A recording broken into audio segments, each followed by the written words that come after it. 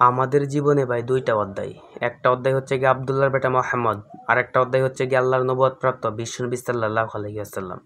একটা কথা অনেকেই বলে যে নবীজি সাল্লাল্লাহু আলাইহি ওয়াসাল্লাম নাকি জন্মের পর থেকে নবীজি হয়ে আসছে।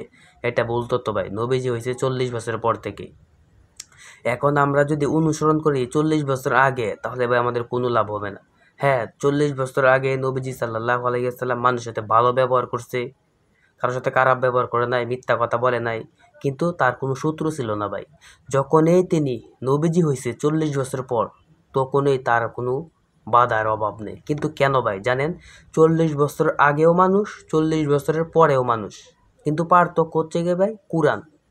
40 বছর আগে কুরআন ছিল না, 40 বছরের পর যখন কুরআন আসছে, তখন এই ভাই নবীজির বাধার কোনো শেষ নাই। কিন্তু কেন? শুধু কুরআন মানতে গিয়ে ভাই।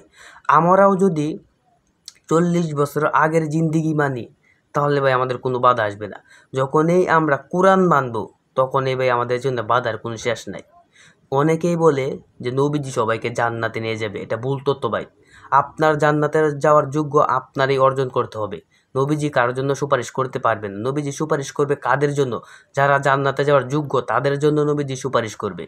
এখন প্রশ্ন হচ্ছে গিয়া ভাই, আপনার কোরআন আপনাকেই মানতে হবে। কোরআন দিয়ে আপনাকে দেশ চালাতে হবে, রাষ্ট্র চালাতে হবে। কোরআন দিয়ে আপনার মানতে হবে, কোরআন মানতে হবে। কিভাবে মানবেন? এটাই নবীজি আমাদেরকে দেখিয়ে গেছে যে 40 বছরের পরের জিন্দিগিকে অনুসরণ করতে হবে, কিভাবে কোরআন মানতে হবে, কোন জায়গায় কোন আয়াত ব্যবহার করতে হবে, আমাদেরকে রাস্তাটা দেখিয়ে গেছেন বিশ্বনবী সাল্লাল্লাহু আলাইহি ওয়াসাল্লাম। এখানে ভাই আপনার কোরআন মানতে হবে বাধ্যতামূলক।